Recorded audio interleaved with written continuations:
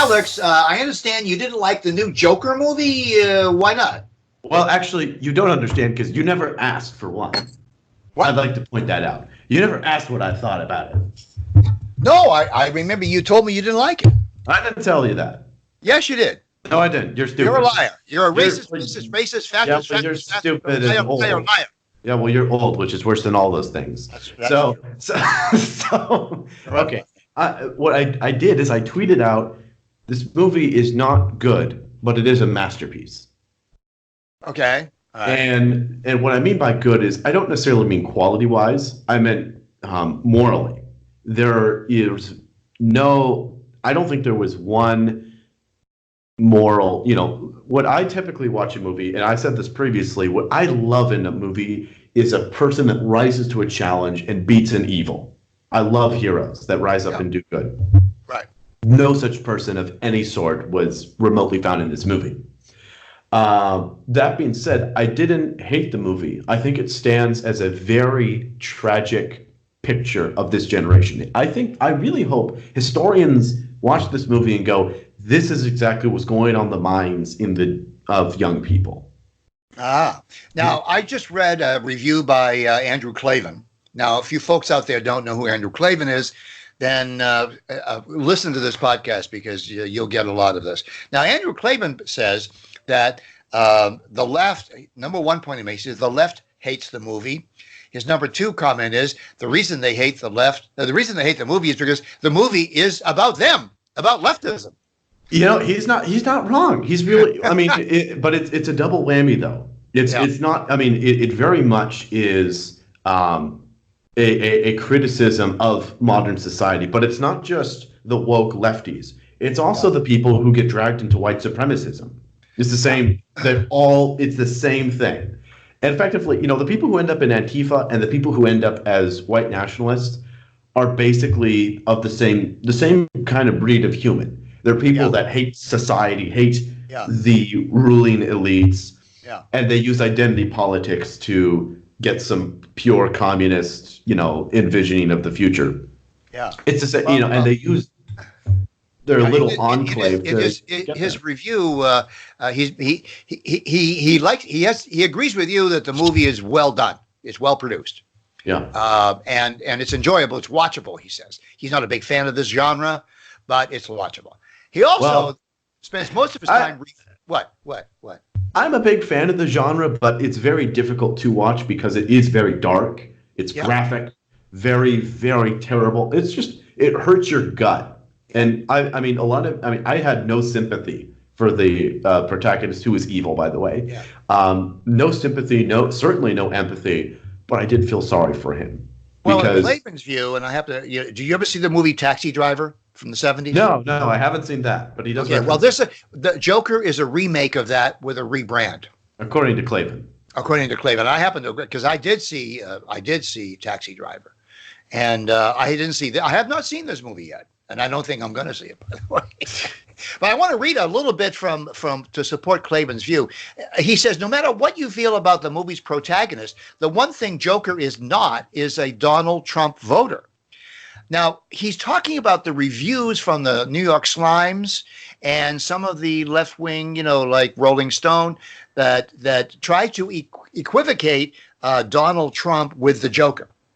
And he goes on to say, he says, Joker is a leftist. He's a self-pitying victim, a hater of the rich, a man who takes no responsibility for his own actions, but instead blames the unfairness of society. In fact, all in all, the movie is a thoroughly justifiable satire of leftist talking points. It is not like the excellent Dark Knight trilogy, a philosophical kick in the groin to leftism in general, but it does hold the mirror up to the leftist culture, and the image in the glass is not pretty.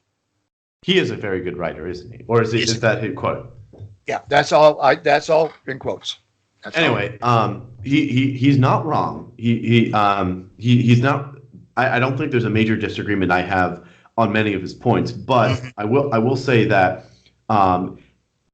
it's very simplistic, at least how I saw it, to just think, oh yeah, this is only Trump voters. No, this is Antifa too.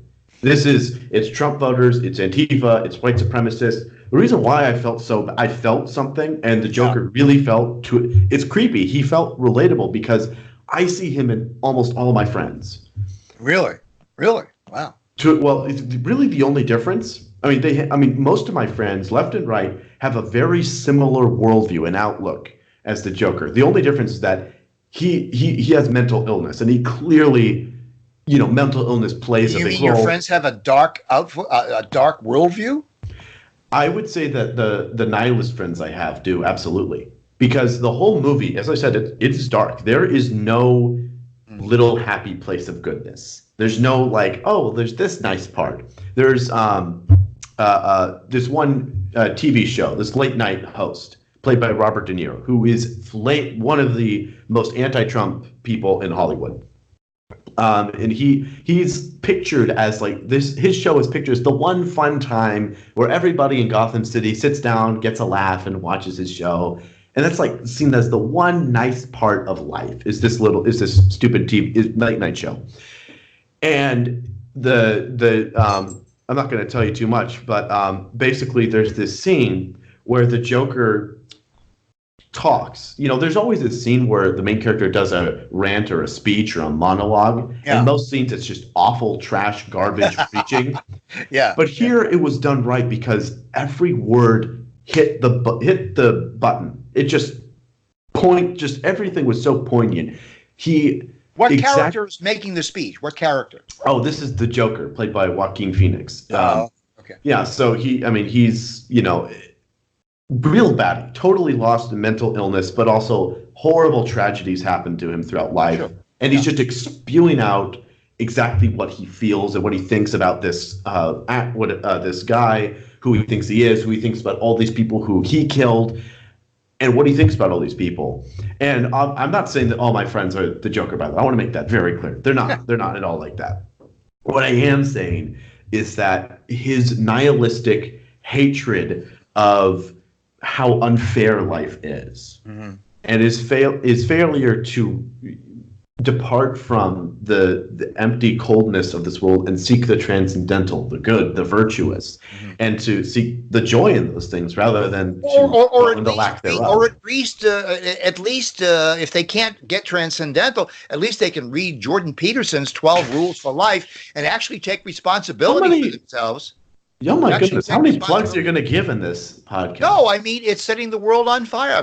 Young people are gravitating to this book like I've never seen. Well, no, I have actually, with Herbert Marcuse's work in the 60s. Yeah, he's the one who said if it feels good, it's okay, do it. So Herbert Marcuse, his book has infiltrated the minds of the masses. Yeah. That is what everyone believes. And that's why it's so popular with people in my generation. Many influencers I know, they reference this. They talk about how it's a great masterpiece. Yeah. And it really, for them, it really is. It really feels that way. And it's sad. Go ahead. No, that was pretty much it. All right, we're running out of time, but I want to pick up on another topic at another time for another podcast. Why does your generation and the one before your generation, why do they have this sense of, I call them the trophy generation? They feel they should be rewarded for just showing up. Like if they have a job, all they got to do is show up, and they should get a raise incrementally every month. Well, you feel that way too. No, I don't. Well, okay, maybe I do, because I do like to ask everyone who's watching to make sure to like, subscribe, share, and please make sure to give us a nice shiny little trophy by hitting the link below and being a monthly member on our Patreon. And also, if you can't afford it, we'd really appreciate a one-time PayPal gift. Thank you very much. We love you so much. And goodbye from the Joker.